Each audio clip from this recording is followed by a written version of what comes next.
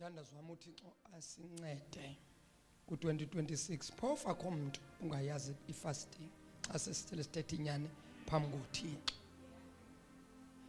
Into sizixelela ukuba siyoyika futhi siyazi xa sekuthethwa inyani phambi koThixo siyayazi fasting kuba yenza ntoni. Kukho amandla esiwafumanayo, ifasting iyasebenza. Into siyakuthanda ukutya. Kukho abantu abangafuni ukuhlukana nokutya xa kungathiwa kusuka impi eSouth Africa angasurvive day 1 day 2 uyashona ubulawa indlala. Kanti umuntu uyaphila ngaphandle kwesinkwa. iBhayibheli ithi uyafika umtsholi uYesu sentabeni. Uthi umtsholi xa efika kuYesu, yakubona ulambile, phendula lamatshe wenze abesisinkwa, wenze abesisonka. Uthi uYesu kulotshiwe ukuba umuntu akazuphila ngesonka sodwa, kepha nangezwi likaThixo umuntu uyaphila. Haleluya, haleluya. So ezinye izinto ke ziyafuna bazalwane sizithathe serious. Haleluya. Otherwise xa singathathi izinto serious, i-danger esizawujongana nayo sizawufana nazo zonke icawe ezikhona ezagqibela zihamba noYesu kanti uYesu akasekho. Because le nkonzo yokuzila ukutya inkonzo ebuyisela umuntu kuThixo. Kaloku bazalwane xa siphila siyona phambi kwaThixo, sithetha into engesiyo, senza izinto ezingasizo, sithini ukona siyona. Now ithi ke iBhayibheli xa sele sone kakhulu kuThixo, xa sithandaza kuThixo, uThixo akayiva imikhuleko yethu. Why? Because apha enhlizweni zethu sigcwele ukungalungi. Ibese ithi ke iBhayibheli umuntu akakhuleke azile ukutya athandaze athi bawo andizi ukutya kule veki sozufe kaze ndive kuthiwa ifasting ibulela umuntu okoko ndakholwa khange ndive. Ayibulali into ilapha, uyazixelela into xa ufuna ukuyenza nyani. Haleluya, ayibo haleluya. Wathula tata umfundisi nawo, wathula tata nawo, wathula wathi tu, wathula wathi dwi, kwasho la tata uChirwana wathi wathula wathi dwi. Hayi akukho right bazalwane. Funa utata umfundisi xa ethetha into anixelela yona ziikhomanda zithola kum, ungaphansi kwam. Xa inixelela something kusuke kundima endimthumayo ndithi hamba uxelela abazalwane ukuthi so fanele nimmamele. Kulo nyaka andifuni silwe, kulo nyaka silwi, andifuni ingxolo, andifuni into, ndifuna uYesu nje qha. Haleluya. So ukuze sihambisane ke koluhambo bazalwane kuzofanele nimamele. Xa anixelela something isuka kum okanye naye simgodukisa silethe omnye, sizawudlala igame phela lapha eMthatha. Xa soloku siyafaka siyakhupha, siyafaka siyakhupha, sawudlala iigames. Ube kwendim ayithethayo iphuma kum. Haleluya. So xa ethetha nani mmameleni. Amen. Ndiyamazi bayamfuna pha ecinci, bathi tata umfundisi utata umpostile usithathele uqwabe into icinci iyamdinga. Ndithi bazalwane ndisenengxaki, ndizawubuye ndirishafule ndisethe iskim kakuhle zabafumanela umfundisi. Okwangoku ndithi uqwabe ibambe apha, kodwa xa bazalwane bangakumameli andina choice. Iqwabe ndiza kugodukisa kude kufike lo abazammamela. Andidlali ke kule, ndi-serious. No, ndi-serious. Ngela xesha apha kusenotata uMngomezulu, xa kungenwa ku-fasting umthatha kwakungena nyani ku-fasting. Why umfundisi xa ethi ngenani ku-fasting ningangeni? Ndiyabulala mntanam uthetha inyani. Uthetha inyani sisi, okoko ningena, niyavuka namhlanje, niyawa ngomso, niyavuka, niyawa. Ayihambi njalo, bantasa ayihambi njalo. Umuntu uyangena azixelele ukuba bawo ndiyangena kule, ndifuna ukwenza intando yakho. Haleluya. Asilungiseni usesoJanuwari, asilungiseni isase-early, asilungiseni. Kulo nyaka u-2026 andifuni ingxolo, andifuni kwanto. Xa ndifika apha ndifuna ushumayela uYesu, ndibeke abantu bakaThixo esandleni bakhuleke ngoduke. Abantu bakaThixo bafumane intsikelelo. Nithi please, ndingxole kakhulu last year, andifuni ke this year ninganiphindiseli umva, ndiyacela ngegama likaYesu. Nani nikhuzane ningabazalwane ukuthi ayi kodwa yazini bazalwane, akhe senzeni into utata xa efika apha ezomonwabisa imvuyisa uba nikhona. Nangoku abanye basayibambela, ndifuna umosha umoya wabantu, because xa ukufasting uyashesha ukonakala. Bathi abafana indlala ibangulaka, xa umuntu elambile inhliziyo iba ncinci. So andifuni nami uthetha kakhulu, kodwa into endiyitshoyo asimameleni. Asithini? Simamele bani? Icela ukuva, simamela bani? Ngoba xa simamela umfundisi simamela ubani? Xa simamela umpostili simamela bani? Ewe, ihamba kanjalo ke bantasi, ihamba nje kanjalo nje. Ihamba kanjalo. Kaloku into zikaThixo ke zine-levels. Kukho umuntu ofanele anyukele kuThixo phezulu. Lento yasendoyokisa ke ngendlela eme ngayo.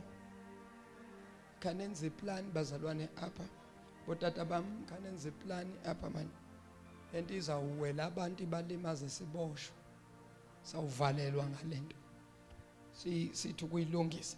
Alright ke bazalwane, siyambulela uThixo singenile kunyaka ka-2026 khange sive kwanto na report ezimbi ezithi kukho ngaphandle kwento kamakhulu ngapha next door.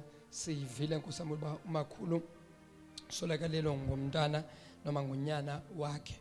Sivile nami xa ndiphuma apha ndizawundlula, abazalwane abafuna ukundikhapha sizawundlula nje sishiye umkhuleko egameni lenkosi ethu Yesu. Other than that, khange sive nto bazalwane. uThixo ube mhle, uThixo ube nathi. Abanye besigodukile, khange sive kuthiwa abantu babe involved ku-accident ontontoni nasemakhaya. Xa sifikele emakhayeni khange sive kuba kugule abantu bahanjiswa izisu, asivanga kwanto. Lento ithetha ukuba uThixo ube nathi ngobubele bakhe wazibonakalisa ebomini bethu. Khasimqhwabele isandla wothembakele. Amen. Amen. So singenile ke kunyaka ka-2026 bazalwane. uThixo uthethile wathi unyaka ka-2026 unyaka wokubreaka limitations. 2026 is the year of breaking limitations. 2026 ngunyaka wokwaphula imikhawulo. Intoni imikhawulo? Imikhawulo zizinto ezivimbela umuntu ukuba angafikeleli noma angafinyeleli kuzintsikelelo uThixo ambekele zona. Kaloku bazalwane, koluhambo esiluhambayo kukho ingozi, kukho intshaba. Usibona wena sinjenje sikhonza uThixo, umuntu ongazi angacinga ukuba nyani esehle ezulwini singabefundisi, kanti yewethu sinengongoma usibona nje. Anivanga ke, ndiyayiphinda ke lento ndithi ungasiboni sinje sinengongoma, kodwa ngalo Thixo ngalo Yesu wasisikelela wasibonisa indlela yakhe. Haleluya. Xa omnye nomnye apha angathetha ungamangala, kakho umuntu onganangongoma. umuntu onganangongoma uyajabula. Ibambe kanjalo mntana sekhaya ungazofumana ingongoma. Thina sinengongoma wethu. Awunangongoma? Akakho umuntu onganangongoma apha kaphamsi isandla. Awunangongoma mama? Uyazolula. Okay mama ndithi uyaphakamisa kaloku uzolula kanje nawe. Alright bazalwane nasibuyeni. So uthi xa kuthembisile ku-2026 ukuba uzakwenza into. Mna ke bazalwane xa ithethile ndiyamthatha serious because for many years before even ndiqala i-Eagle Mountain Prophetic Ministry sesephaa ekhaya elidala. Even before ndifika kwasekhaya elidala ndandimbona uThixo. The more iminyaka ihamba uThixo uba nendlela yokumqonda nokumunderstanda ngenye indlela. Ndiyawaqonda amazwi kaMpostile uPaul xa esithi ngela xesha ndisemncinci ndandithethisa komuntu omncinci. Uthi kaloku ndikhulile ndithethisa komuntu kusho ukuthi the more uhamba noThixo the more umfuna uyafunwa bantwana basekhaya uyafunwa uThixo. Mamelani andizokunixokisela uyafunwa uThixo. Sucinga uba xa ufike ecawendeni ichayile kuzawuvele kwenzeke imiracles. Hayi ayisahambi kanjalo. Uyafunwa uThixo sele ufikile apha. Uyamfuna uThixo uzuthandaze uthi Thixo ndicela ukukubona. uMose wahamba noThixo uthi afika kuMose isihlahla siyavutha. uThixo uzibonakalisa kuMose. Isihlahla sivutha amalanga bomlilo ahamba phezulu. uMose wolusa umhlambi. Ayibona lo mthi ovuthayo ayekela umhlambi. Asondele kulo mthi uMose. Ayesondela kulo mthi nasi isimangaliso umthi uyathetha. Uthi umthi Mose kawukhulula izihlangu zakho. La ndawo mikuyo ingcwele. uMose akhulula izihlangu. Ufuna ubona lo muntu othetha pha emthini. Athi uThixo mamela. NdinguThixo. Ndifuna ukukuthuma. Ndifuna uyokhulula abantwana bami eYuphutha. uMose xa kwelento kuba umthi uyavutha kodwa upheli. Ngoba into kaThixo iyaxaka. Ithi iBhayibhile uIsrayeli akagqitywa. Bayasibetha siwe sime. Bathethe silimale kodwa sime. Asibuyela umva xa kuthethwa ngathi. Simkhonza uThixo bethetha bethulile kodwa siyamkhonza. uThixo simkhonza xa kukuhle ifriji zigcwele izinyama nantontoni. uThixo simkhonza ifriji kusela isigubhu seCoca-Cola 2 liter yeCoke. Xa uvula ucango umoya uthi obanda. uThixo simkhonza kunjalo kungananto sihamba naye. Sukhonza uThixo because ubomi bu-right. uThixo ukhonzwa ubomi bungekho right. Molweni emthatha. Hayibo molweni engangelizwe. Yebangcwele siyamkhonza lo Thixo manje. Simkhonza sebathetha bathi ayikho lento nilahlekile nina nidukile nilahle izinyanya ile ndaba izinto zenu zingalungi kwathini sihamba nalo Thixo bethetha bengathethi sihambe naye. Kathi ntumelwane uthi kuyahanjwa nalo Thixo and kuyahambeka. Thintumelwane uthi meza kuyahambeka. Hayi kuyahambeka. Lethatha umfundisi kuyahambeka. kuhambeka tata sowushumayelile kodwa abantu kodwa kuyahambeka ngoba asimiswa yinto yokuba kutheni ngathi abandiva. Siyahamba besiva bengasiva, siyahamba. Shona amalanga xa singaphika nabantu uyasangaza abuye singenzanga nto, siyahamba. Xelela umelwane, wethu siyahamba kunganamisebenzi, singaphangeli, kunganasonka, siyahamba. Kunganamtshebo endlini, kungananix, kusele i-10 kg noma i-12.5, siyahamba kunjalo, siyahamba. Khawuxelela umelwane, siyahamba. Yani indlela ayifuni abantu abatetemayo. Hayi, leni indlela oluhamba alifuni bomama's baby. Umama boy, shini maru boy ya mama. Hayi. Fune ko boy apha. Boy ka mama nontombi ka mama nontombi kayise. Siyahamba. Ayibo molweni emthatha nikhona abangcwele. Asingene bazaze bathi abantu basemthatha yowuqalile kutata ke. Imani ke bazalwa sokuyinkonzo yokuzila ukudla ngicela nje ku 20 to 30 minutes ningiphe nje u30 minutes ndithi teach bese ndithi preach. Bakhona bazalwane ndizawuthi teach ndithi asekhanga lahla ithemba. Mamelani bazalwane, ndifila emoyeni, I don't know, someone ukhona apha, you are going through a lot. Zininzi izinto ezenzakalayo kuwe.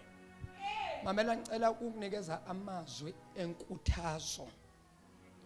Kwamanye amaxesha xa uThixo azokwenza into kubakho izehlakalo noma izinto uThixo avuma ukuba zikwehlele. Xa uThixo uhamba naye kwamanye amaxesha uThixo uyakuvumela ukuba undlule ezintweni.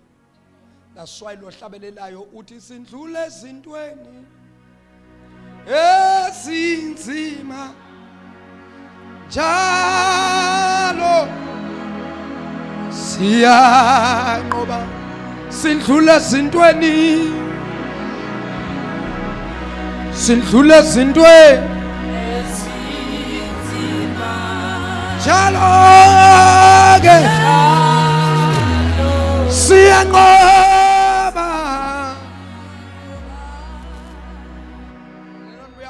Andazi bandithetha nabantu kodwa ukhona umuntu apha phakathi kwethu ininzi into, inhliziyo yakhe iheavy, inhliziyo yakhe inzima, iyasinda. Nalento ekubhoderisha, nalento ekuhluphayo. Mamela mntasi, lalela mntana sekhaya. Lo esithetha ngaye, lo mina endize ngaye, if bengasilo Thixo kukude emthatha beningasoze ndize. Kusuka eDurban ukuza emthatha isfa. Kodwa ngenxa yalo Thixo ndifikile. And njengoba ndifikile andizifikelanga, kepha ndifikiswe nguye because kunomuntu kunabantu. Athi uThixo ndifuna ukwenza into abantu basemthatha ukuba bandazi ukuba ndinguThixo, ndikhona, ndiyaphila. Ukhona uThixo kule ndawo. You can doubt your doubt but never doubt God. Molweni emthatha. Hayi molweni emthatha. Apha ebomini kubakho amaxesha uhambe noThixo, uyikholwe into kaThixo, uyikholwe into yevangeli, uyibona ukuba nyane ubomi bami buyatshintsha. Uhambe noThixo, lifike ixesha apho khona kungenzeki into, bathethe abathethayo, but wafika ahambela phezulu angafuni ukuzwa kwanto, asixelela Yesu, asixelela ngale angafuni ukwenza nto. Uphi ngoku nange asimbethile izinto. Liyafika mntasinxesha apho khona izinto zingahambi kakuhle, kodwa leyo nto ayithethi ukuba uThixo akasakho. Xa imeko ingahambi kakuhle, uThixo bangcwele, xa imeko ihamba kakuhle, uThixo usuke akho. Nangexesha imeko yakho ingahambi kakuhle, usuka khona phakathi kwemeko engahambi kakuhle. Xa izinto zirayithi, ukhona uThixo. Xa izinto zingekho rayithi, kwakhona usekho. Akatshintshwa imeko uThixo, akatshintshwa zizinto ezithethwa ngabantu. uThixo uzawuhlala enguThixo. Liyaphuma ilanga, unguThixo. Lisemini libalele, unguThixo. Emalanga, unguThixo. Ebusuku, unguThixo. Akashintshi. Kawuthinda ababili abathathu uthi akashintshi lo Thixo, akashintshi lo Thixo. Lalela imeko into ondlula kuyo eyexeshana, eyesikhashana, kodwa uzondlula ngoba akekho umuntu ozawufela engxakini. Siyangena ezingxakini kodwa ngalo Yesu siyaphuma. Now you are next online. You shall come out not by power, not by mighty, but by the Spirit of the living God. What is impossible with man, with God, all things are possible. Okungenzeki kubantu kuThixo kuyenzeka. Molweni mthatha, molweni mthatha. Ayibombolweni mthatha. Kawuthinta meza, uthi meza, meza, meza, meza, meza, meza. Kawuthinta abantu ababili abathathu uthi uThixo nangalo mzuzu, nangeli ixesha ukhona. Akatshintshi lo Thixo. Akhe nimqhobele isandla esikhulu.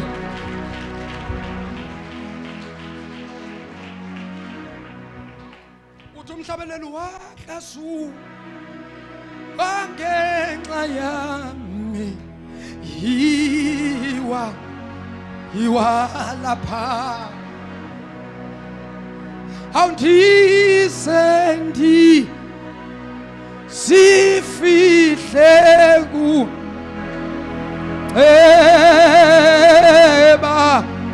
hayibo molweni mthatha, molweni mthatha. Bendithi ndiyazama uthetha isiXhosa nje. Molweni mthatha, sanibonani mthatha, sanibonani ngangelizwe. We are serving a mighty God. He's the same yesterday, the same today, the same tomorrow. He's the unchanging God. If you believe, high five 3-4 people and say high five, high five. He's a living God. He's a living God. He's a living God. He's a living God. He's a mighty God. He's a mighty God. Oh, Shada. Leparasikapara. Shutamarando sikaba. Kanimkobeli isandla esikhulu. Ndiyayiva ikhona into ekhona apha.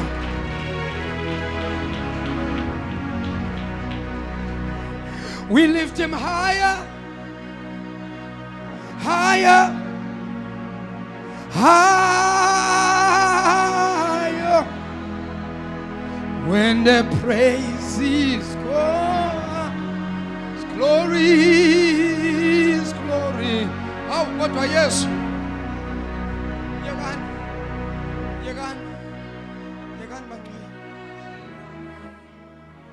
Yebo bakithi sombonga oduma izulu Jesu fanele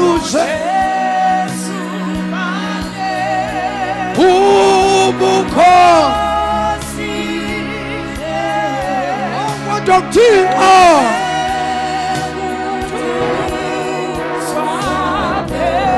woza mkhwenya yebo bakithi thina Fatuma Izulu uJesu fanele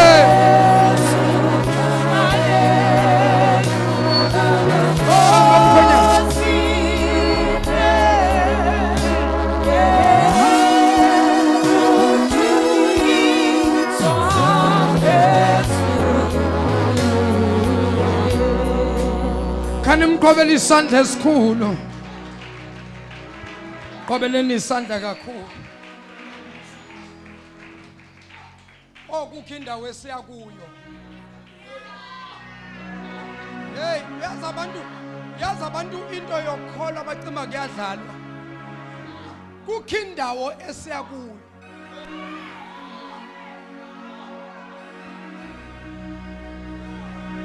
Kukhona indawo emthimbeni omkhulu yebo khosini bukaNkulunkulu yena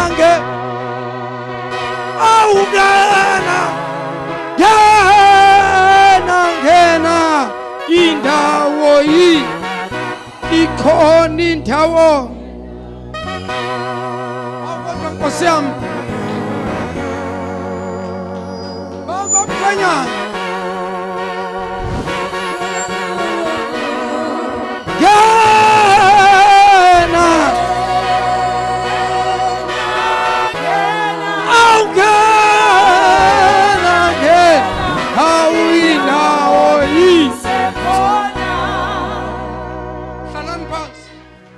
Asihlaleni phansi bangcwele. Qobelani uYesu isandla esikhulu.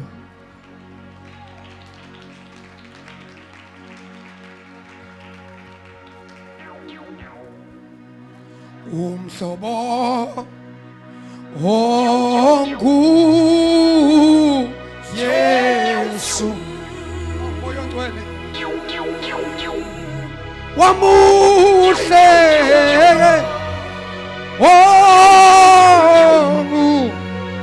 moyo ngcwele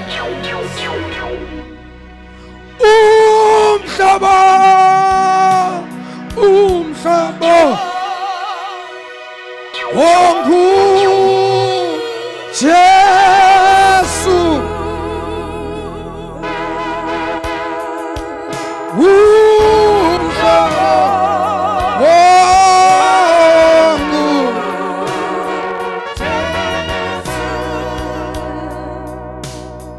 Qobelani uYesu isandla esikhulu.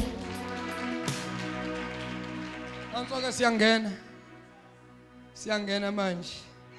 Sekushiye ku20 wama minutes. Ngiyacela bazalwane uthetha ngenkonzo esikuyo kuzo zonke indawo noma ngabe yiphi icawe.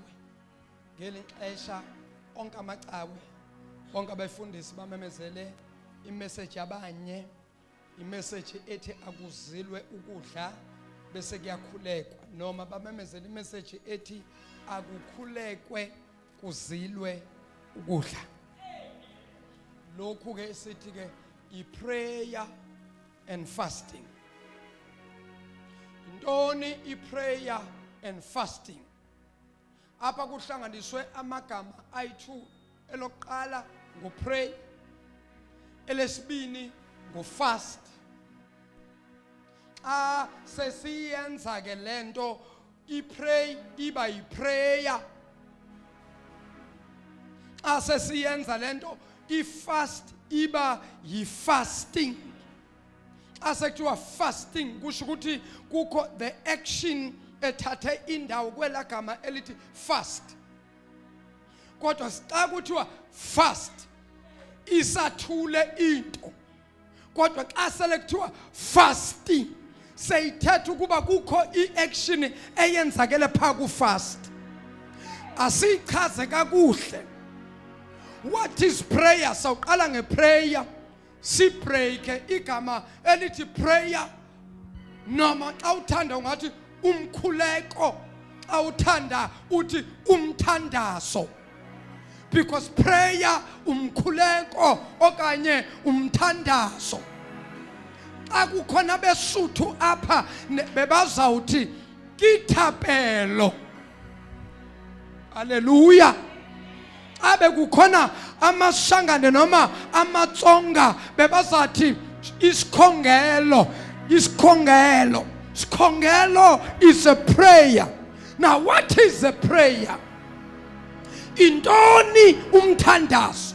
Intoni umkhuleko? Because xa senza lento iyafuna kuba sibe ne-knowledge yokuba xa sithi sisaya emkhulekweni iyafuna lento uba siyiqonde ukuba kanene sithini xa sithi siye emkhulekweni, siye emthandazweni. Intoni umthandazo? Lento eniya kuyo. Intoni umkhuleko? Lento eniya kuyo. What is prayer? Prayer is a communication between God and man. Prayer is a communication between man and God. Prayer is a conversation. Prayer is a relationship between man and God, between God and man. What is prayer? Prayer is a communication with God and listening to Him. Asilungise na into. Many people bayathandaza 2026 nifuna sibambe lento. Prayer kahle kahle is something that is supposed to take place between two people. Prayer is a communication. Ndijonge mfundisi. Prayer is a communication between two or more. But in this case, asibakhuphe abanye abantu sithathe wena noThixo, sithathe umuntu abemnye. Prayer is a communication between two people. Communication, intoni communication? Yingxoxo noma ukuxoxisana noma ukukhulumisa. Now asithetha noQwabe ndizawuthetha apha kuqhawe, uQwabe athule ndimo thetha. Ndagqiba uthetha mina, uQwabe uzawuresponda back kulanto bendiyithetha. Leyo nto bese sibiza ngokuthi i-communication. I-communication into eyenzakala phakathi kwabantu ababini, omnye uyathetha, omnye amamele. Abekho. Omnye xa ethetha, lo omnye umamele. Xa agqiba lo kuthetha lo bekathetha uyamamela. Anikho. Na impazamo, na imistake. Hlika kancane mkhwenya, na imistake. Kumzalwane nguThixo. Umzalwane nguye oya kuThixo. Kaloku sithi esinezidingo, yithe sifunayo, yithe sidingayo, so lento ibizwa ukuba thina siya kuye. Hallelujah. uThixo naye uyeza ebantwini, kodwa sizayicacisa ukuba uThixo uza xa kutheni kumuntu. uThixo akamane eze kumuntu. Xa uThixo eza kumuntu, hlala uyazi into yokuba lo muntu unobudlelwano noThixo. Lo muntu une-relationship noThixo. Fundisi, sawuthetha nge-relationship sibambene bayithethe kakubi. Kanti mna nawe sisi-right si-straight.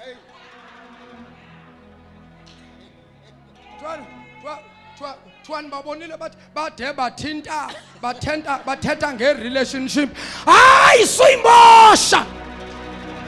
Bamba lendititsha lendifundisayo. Prayer is a communication between man and God, between God and man. Umuntu nguye oya kuThixo.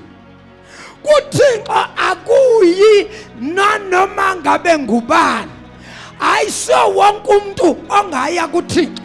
Wonke umuntu mamela, wonke umuntu angaya kuThixo, kodwa xa sifika apha lucango. Olucango lungenisa apha ecaweni. Umuntu xa eza kuThixo, nangu uThixo ulapha, mamela, nangu uThixo ulapha. Sithi esisuka emakhaya size kuThixo, xa sifika apha sifumana ucango. Olucango lungenisa phakathi ecaweni, noma olucango luza kuThixo. Ingxaki yolucango, igama lolucango nguYesu, because akakho oza kuThixo angagqithanga phaa kuYesu. uYesu lucango oluyisa kuThixo. That is why ithi iBhayibhile akekho oza kubawo angandlulanga kimi. Ndingathetha yini mthatha? Akekho umuntu ozawufika kuThixo, akekho umuntu ozawungena apha ecaweni angangenanga ngocango. nguYesu lo. I am a door to the Father. Akekho umuntu ozofika phaa kuYesu noma ozofika phaa kuThixo angandlulanga kuYesu. Thoba bhuti kancinci, thoba bhuti kancinci, thoba mkhwenyana. Akukho umuntu. Kodwa Nkosi yami, kukho abantu ababizwa apha elokishini abahamba bangene imizi nemizi baphatha into ebhale phaphama. Ndaze ndabasiza laba bantu abaphatha into ebhale phaphama. Bakhona apha emthatha abaphatha incwadi ebhale phaphama. Bathi ababhale abalala ncwadi ebhale phaphama bathi uYesu thina asimazi. Xa ubuza ngoYesu ukuba ngubani uYesu, bathi uYesu asimazi, maybe ngomnye wabaprofeti.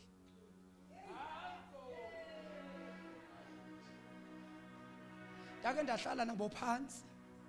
Kaloku nina xa befika nithi valani ucango, valani ucango. Yoyika because kwanina ivangeli lena nilasi. Yobe ndibathanda xa besiza ndithi vulani nibophe nezinja zingabalungu, hlale nabo phansi.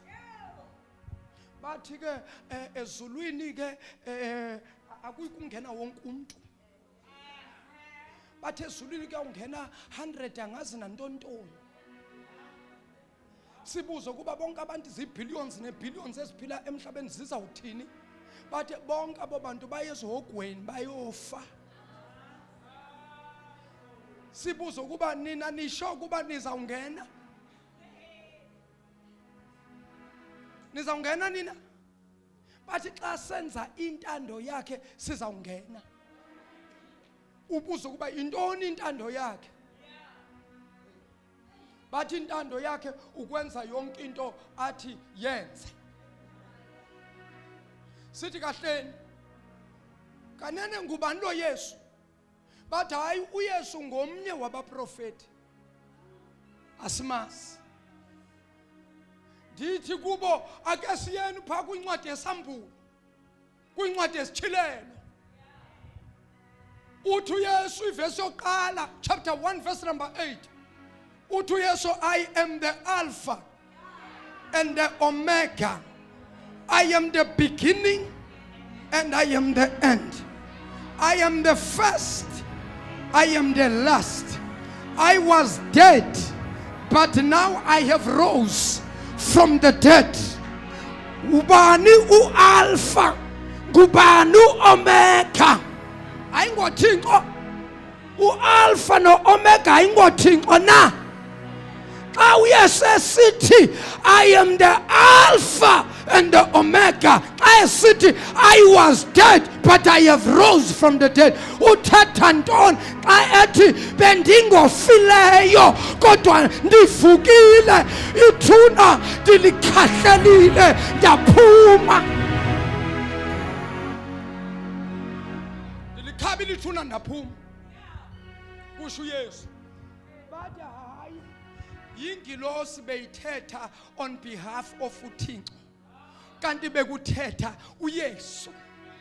Xa sesibeka on the high level, high grade, uYesu nguThixo. Because akakho umuntu ongazibiza ngokuba I am the Alpha and the Omega. Munye uAlpha noOmega, nguThixo owayekhona noyoba khona. Munye uThixo, iphasi liphela. Kwabe siphi apha kanti sikho kwi-fasting? Sikwi-fasting. Oh hayi shemning, ndixolele bazalwa, into kukho into endiyivayo ithi andigqithise le nto. Asisizaneni bantwana basekhaya, amaxesha amkile, lihambile ixesha. Mamelani bazalwa, ndiyanicela ngomusa nangobubele bukaThixo, insindiso ikhona, izulu likhona, isihogo sikhona, uThixo ukhona, uSathana ukhona. Xa uThixo ongeza izinsuku zokuphila, ukunikeza ichoice yokuba khetha, ukuba ukhetha mna okanye ukhetha yena, ukhetha izulu noma ukhetha isihogo. Ungabona izinsuku wena kuhamba iminyaka, uzibona wena wenza ibirthday, ngoku uzabe ubirthday wena bobirthday last year, wena lophinda ubirthday. Kanti awazi ukuba uthi ngexesha alokho akunikeza i-birthdays, ukunikeza i-choice yokuba khetha. Khetha wenzani, khetha ufuna, khetha ubheke ilanga lingakasho. Zalwane khetha, zalwane khetha, kathi ubheke phi ilanga lingakashoni. Fundisa Shabalala, fundisa Mshengu ugoduke, fundisa Shabs ugoduke. Izathatha apha sikagqibi prayer, sichaza iprayer. Andifuna ukudida ngamagama azibhaze ezinkulu nange-revelations ezingazukukunceda nganto. Ivangeli ndifuna ukuyichaza ibe simple nomntana omncinci ayive into endiyithethayo, ngoba akusukuthetha isiHebheru bese sithi eligama ngesiHebheru lithi, sibadide babe confused baphela abantu. Haza into kaThixo ngendlela elula ozothi noma ulele uYesu afike akuvizithe, kube yisign yokuba lento beyithethwa ngutata uChapsinyana, nangu uThixo afika ndilele. Abanye khange nibe nevisitation kaMoya Oyingcwele, abanye khange nibe nevisitation yezingilosi, kodwa ku-2026 uzaba nevisitation kaMoya Oyingcwele, uzaba nevisitation yengilosi. Oh hallelujah.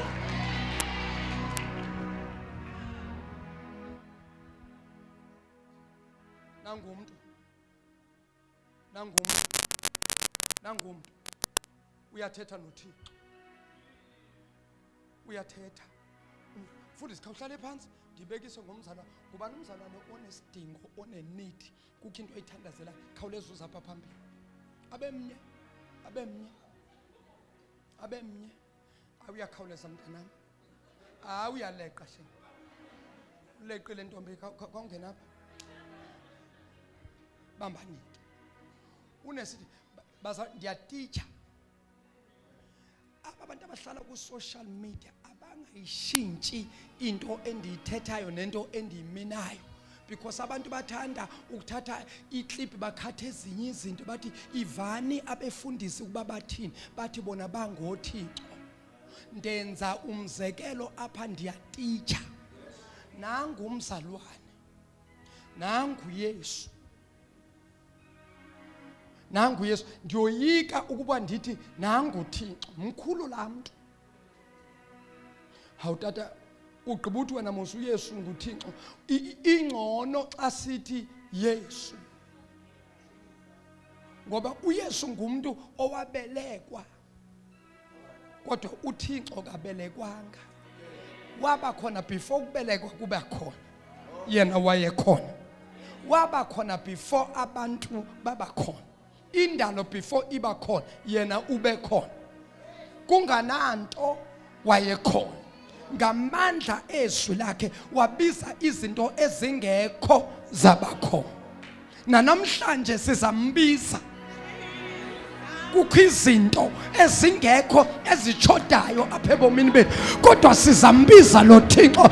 Ezingekho ziyawubakho. Hey, abandiva abantu, wena mosawuphangela uhlala apha elokishini, umsebenzi apha kuwe into engekho. Ndithi mina sizambiza uThixo, umsebenzi ongekho kuwe uzabakho. Ndithi mna wena usahlala kokwenu, akafumana umtshato apha kuwe yinto engekho. Ndithi mna sizawubiza uThixo, engekho iyawubakho. Oh haleluya. Bamba, nangu Yesu, nangu Thixo. uYesu lona sithe lucango olungenisa kuThixo. Akakho o-approacha the throne ngaphandle kubagqitha apha kuYesu. That is why abazalwane fanele bayibambe. Asithandazi kuYesu, sithandaza kuThixo ngegama likaYesu. Igama likaYesu liyi-access.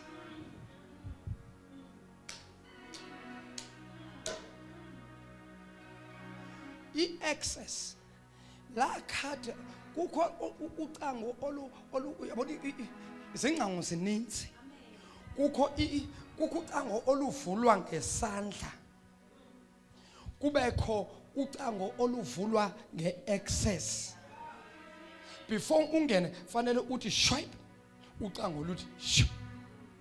Bese kubakho ucango lugqibela olwaluvulwa ngesandla, olwaluvulwa nge-access card, luvulwa ngesithunzi sakho. Xa ucango wena u-approacha usondele, liyakusensa lona automatically bese liyavula.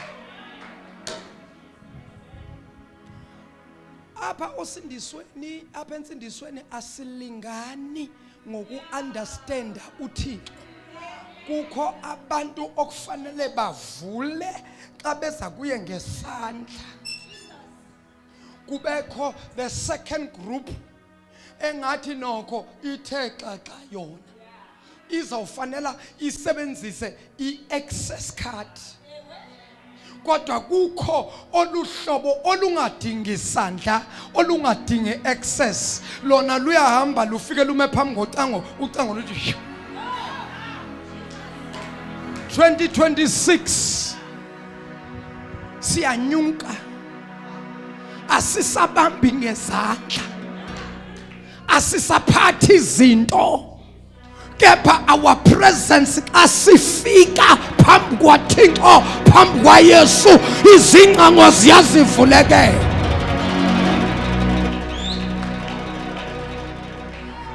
For thine is the kingdom, the power and the glory forever. Hallelujah, hallelujah.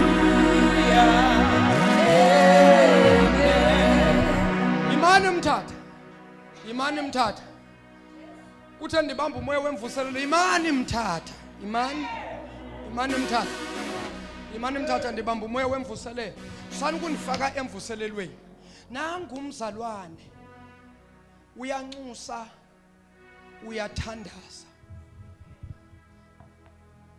Nangu uThixo hleli kwitroni yakhe. Jongile uThixo ulindele izililo izikhalo zabantu, hleli uThixo. Uthi uThixo kodwa kutheni abantu bami bangayazi inyani? That is why ithi iBhayibhile abantu bami bayafa, abantu bami bayabhubha ngenxa yokuswela ulwazi. Sifika sifake i-excess nala kungasadingeki, i-excess ikhona. Apho sifanele sifike sime phambi kocango, ucango lenza umsebenzi luvule. Siyalila nala kungamelanga silile khona, apho kufanele sicelebrate sithi bayede Thixo, bayede Nkosi.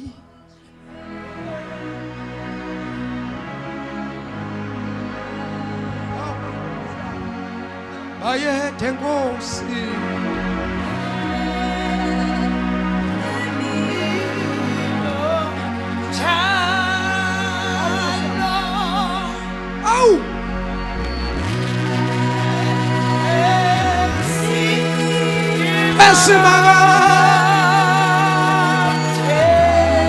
Wena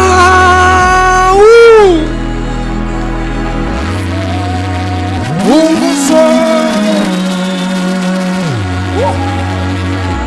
yela manda babasaya kande ya babosia.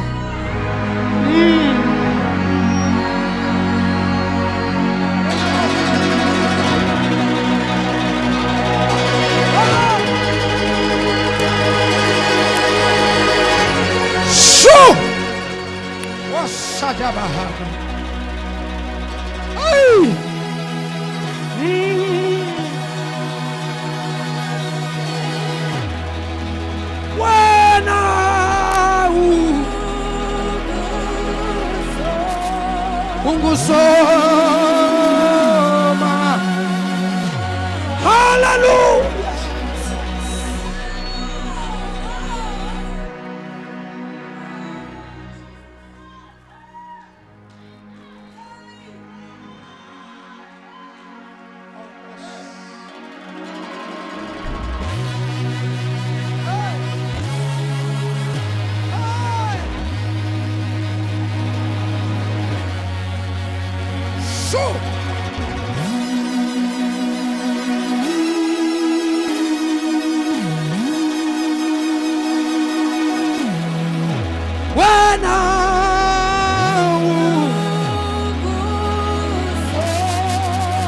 Sama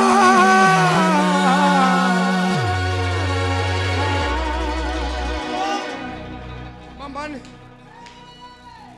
bazalwa senifuna ukuvala.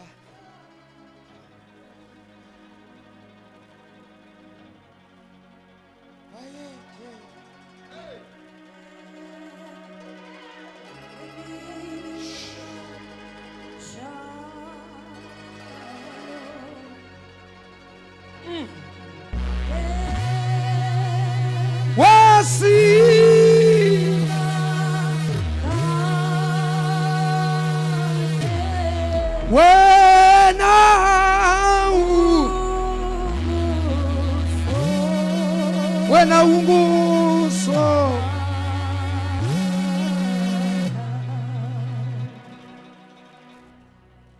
genani emasangweni ngendumiso. Nibona uThixo engathi akasebenzi, asenzi ngendlela afuna ngayo, because unguThixo osebenza xa kwenziwe ngeyakhe indlela, hayi ngeyethu. 2026 indlela zabantu aziphele, kuvuka indlela zikaThixo.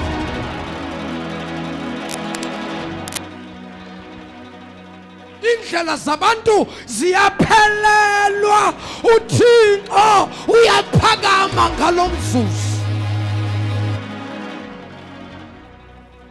2026 unyaka wokwenza ngendlela yakhe, hayi ngendlela yethu.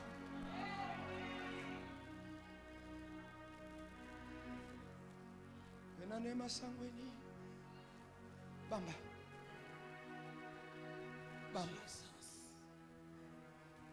ndithe anguThixo uhleli kuyithrone yakhe. uYesu ithi iBhayibheli uhlezi kwesokudla sikaThixo. He seated on the right hand of the Father. Yet again, He is the door to the Father. Yet at the same time, He's sitting at the right hand of the Father. He's praying and pleading for mercy over our lives. Nguye othi bawo bathethelele Thixo ngenxa yegazi laphalala emnqamlezweni. Noma ngabe uThixo sekathi ndiyagqiba ngoku ndiyavala, uthi uYesu bawo ngenxa yegazi suvala, ngenxa yamanxeba esandleni sam, ngenxa yamanxeba ezinyaweni bawo suvala, ngenxa yenxeba ohlangothini Thixo suvala. Thixo ndiyavala ngoku, Thixo ndiyazivala izingcango ngoku. Ukona kwabantu kunyukela kimi, uthi Thixo ndiyavala because nalaba endinabo bazawuhamba balahleke kwabona. Ndiyavala uthi uYesu ngenxa yamanxeba. Uyanxusa ithi iBhayibheli uhlezi ngakwesokudla sikaNkulunkulu uyasinxusela. Xa umuntu ekunxusela uthi bawo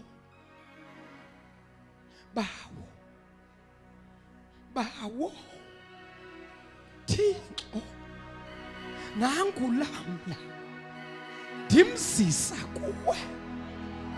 Thixo iba nenceba kuye, mfihla Thixo kuso zonke izingozi, kuso zonke izinto.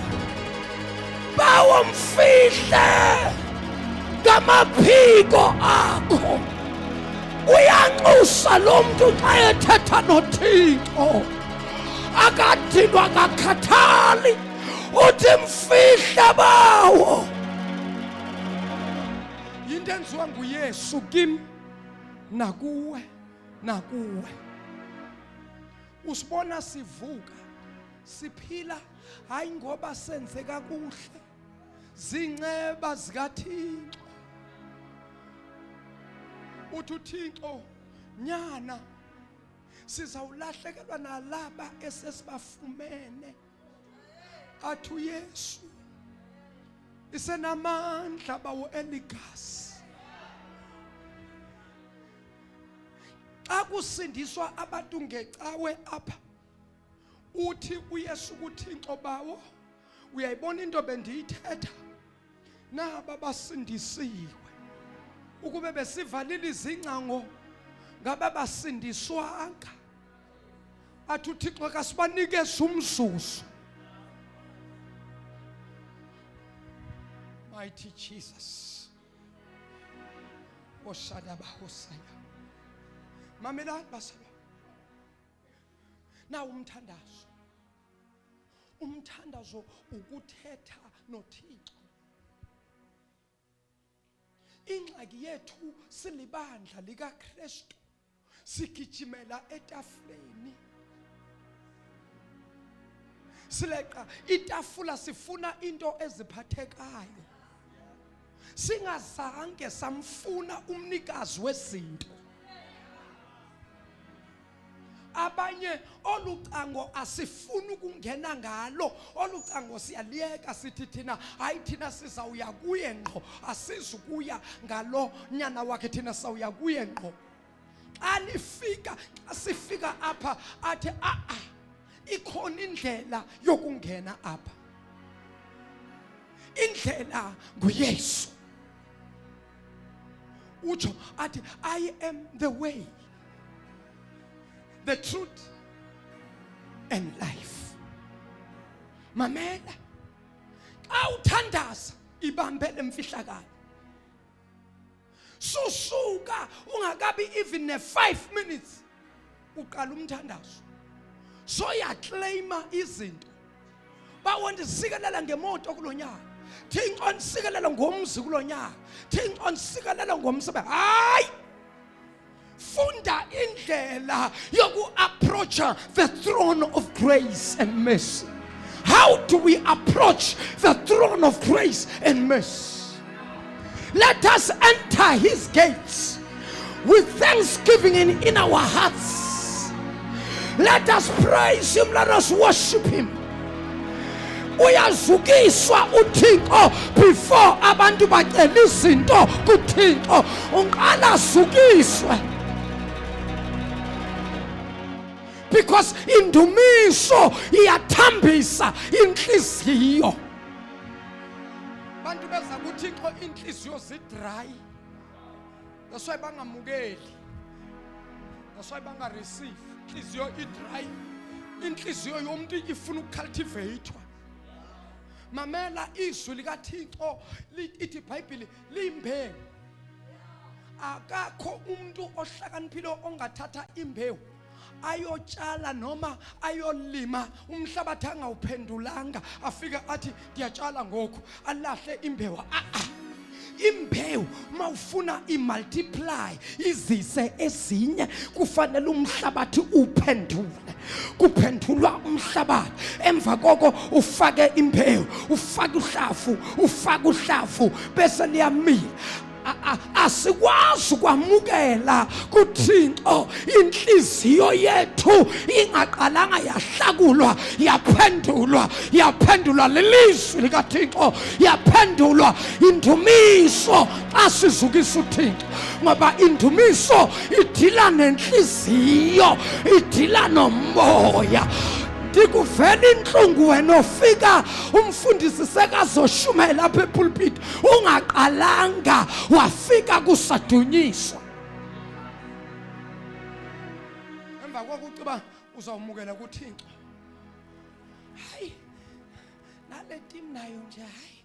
Mina ngibezwa, mina vele ngibona nje ngifika late. Ngifika vele utata umfundisi vele sekazothatha. Umbuzo wami uthi iyakho inhliziyo ilungiswa nini? Ngoba indumiso ilungisa inhliziyo. Asihlabelela silungisa inhliziyo. Abese siyampraise, emva koko bese siyampraise. Xa sesipraise sisuke manje sesirejoice. Papa manibo, papa bazalwane.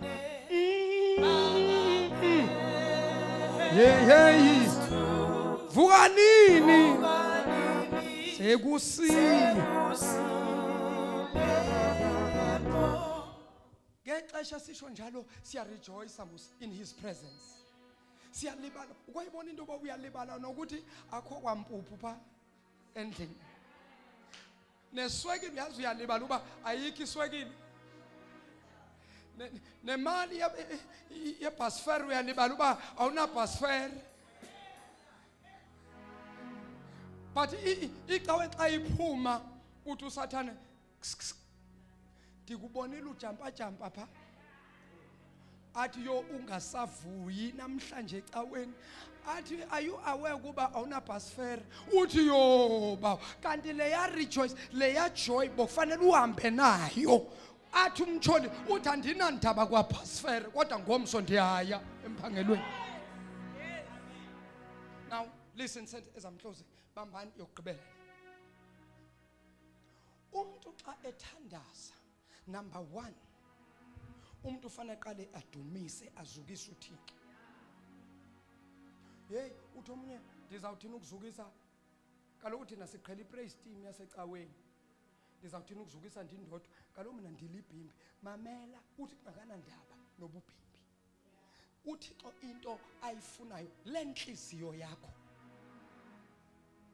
umuntu ufanele aqala azukisa uThixo yendlala idumiso phezu kwalame ukuze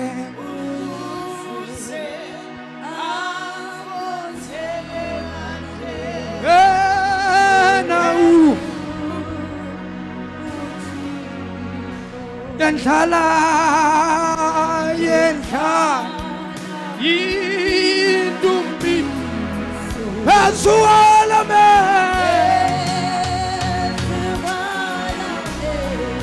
ukuze akhoseke yena uyini umuntu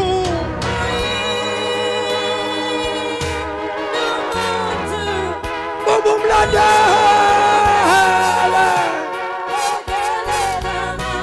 awisola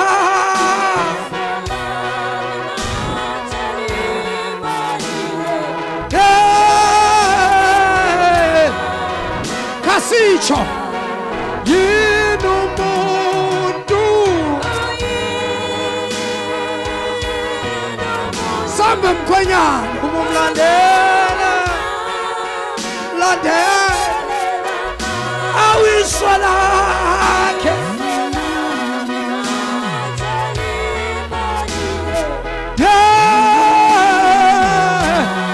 lift your voice yini umuntu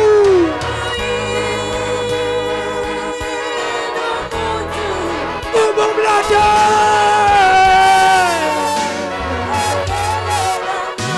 awiswa lakhe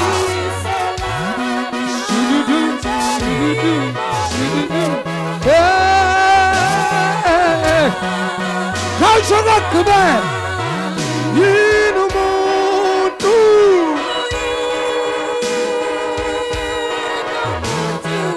ubumlandela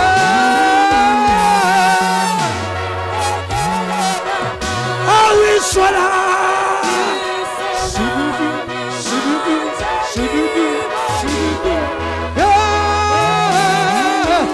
sabe mkhwenyana yini umuntu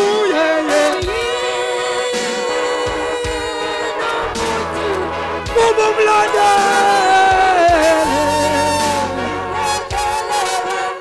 awiswa lakhe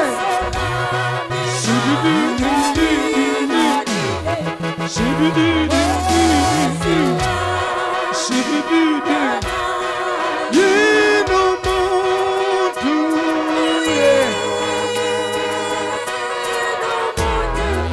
ubumlandela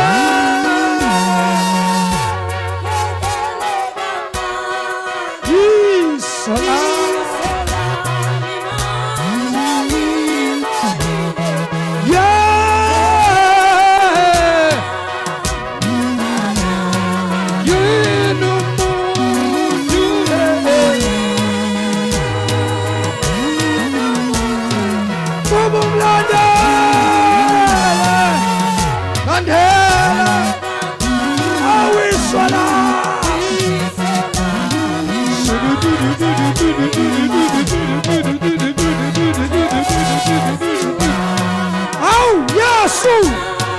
yini umuntu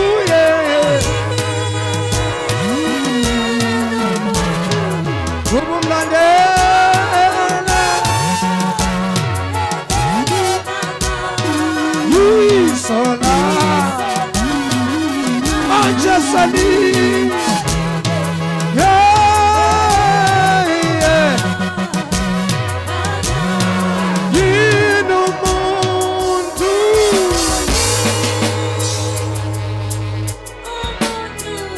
ubumlandela Isola, Isola,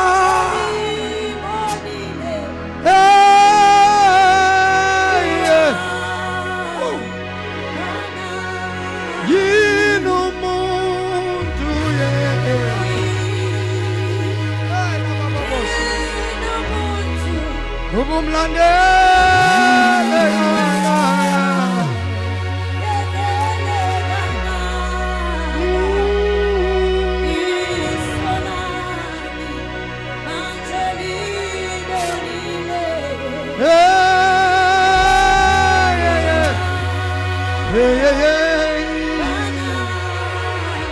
Kamkhwabela isandla esikhulu besuvula umlomo wakho. Kube lona lo besiyathandaza. Kube lona lo wayiqalela insikelelo kuThixo. Kube lona lo wathethe noThixo. Athi Thixo avula izingcango. Thixo ifa umthandazo wami. Thixo ifa ukulila kwami. Thixo ifa ubuhlungu benhliziyo yami. Phendula Thixo. Wena uphendula ngamalanga bomlilo. Phendula bawo. Wena uphendula ngomlilo. Yanzinto Thixo. Ungapheli lo nyaka. Ungenzanga umangaliso ebomini bami. Bayethe Thixo namandla. Bayethe gangalala. Bayethe mdala wensuku. Bayethe Alpha. Bayethe Omega. Siqalo nesiphetho. Nginguye enginguye. Bayethe mafunga ngajiki. Bayethe mathembisa feze. Bayethe Thixo ophilayo. Bayethe Thixo wabahlolokazi. Bayethe Thixo wentandane. Bayethe mlomo othethayo. Bayethe mlomo ungathethi manga. Bayethe mangawukho kanti ukhona. Bayethe Thixo. Bayethe Thixo. Bayethe Thixo. Bayethe Thixo. Bayethe Thixo. Kushatani papaya. Shikatala babaya. Shikatamando sete. Rabasaya kada. Randana basha. Hila baba kelebosa. Mandaya adasha. Libras kopaya. Liberando sitapara. Yadaka bashikatatata. Shatapakushateke. Shataparakatai. Riba baba babasaya. Riba baba babasaya. Ayate. Shina baba kosaya. Shina na baba yande. Ina baba babasaya. Hika pashekata. Hika papa ya. Shatakata papa. Rekatala bosha. Yantaka botositapaya. Hika papa bosia. Montolo bosateya. Shikatalia babosa. Mantaya adushka. Mantaya adosha. Mantaya adeya. Bayate. Bayate. Bayate. Bayate. Bayate. Manga uko katukona. Umanu Thixo chekawe. Umanu Thixo ngafaniswa nawo. Bayate. Mlilo hlayo. Mlilo qothulayo. Bayate. Qothula. Qothula. Qothula. Lonke mimoya. Wonke amadimoni. Wonke amathakathi. zonke izimfamona athula ngegama likaYesu, ngegama likaYesu, ngegama likaYesu, ngegama likaYesu.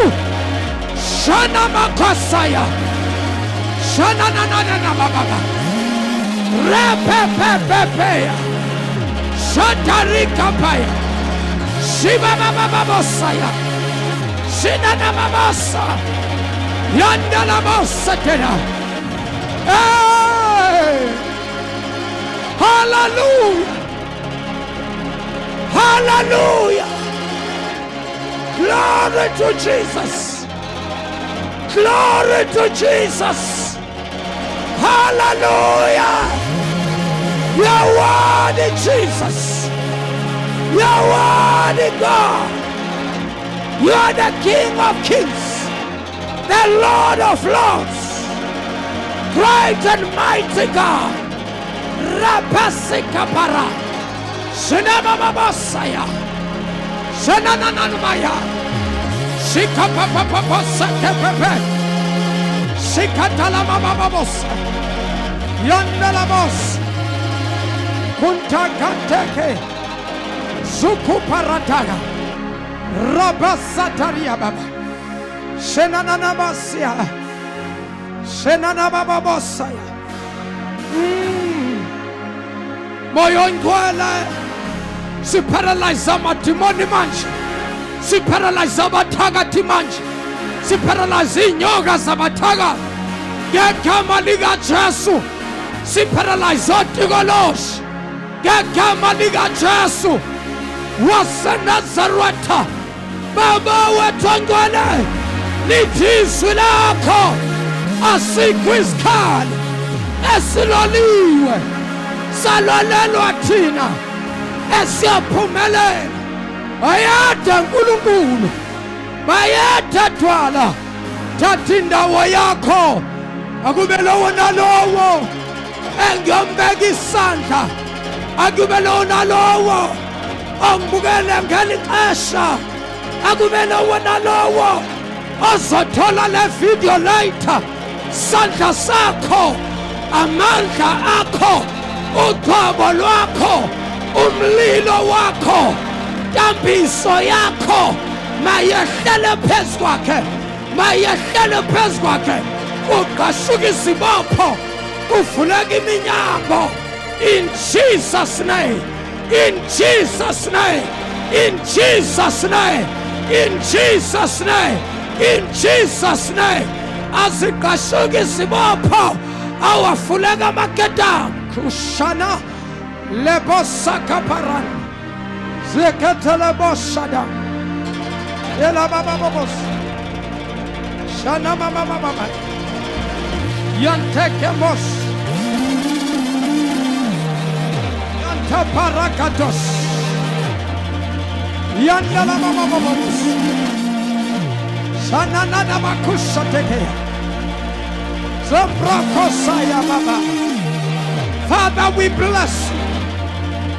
Father, we worship you. We give you honor. We give you praise. We give you glory. In the name of Jesus. In the name of Jesus. Father, I command every sicknesses. I command every disease. I command the demon of witchcraft. I break every curses from the house of our fathers to the house of our mothers. Father, in the name of Jesus, we declare and we decree in the mighty name of Jesus, no weapon formed against us shall be able to prosper.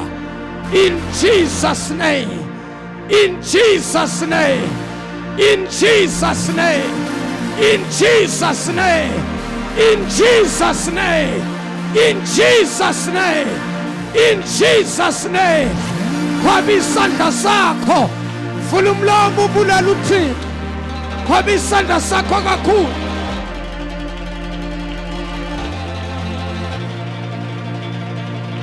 Kwabela uYesu isandla esikhulu.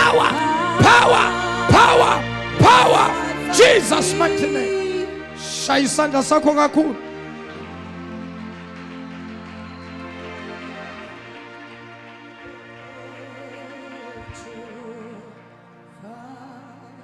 Thank you Jesus. Kasiphinde bazalwane ke simqhobela isandla esikhulu uThixo wethu.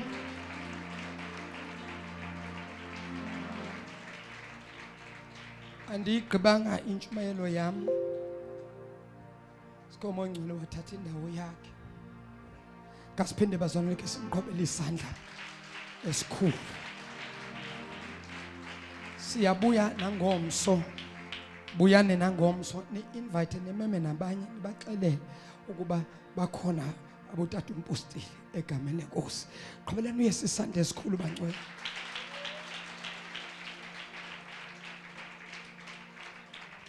Ndiyacela sizawundlula bazalwane apha sizise umnikelo wethu. Siyabulela kakhulu. Iyaqhubeka ke inkonzo yethu nangomso until ngecawe.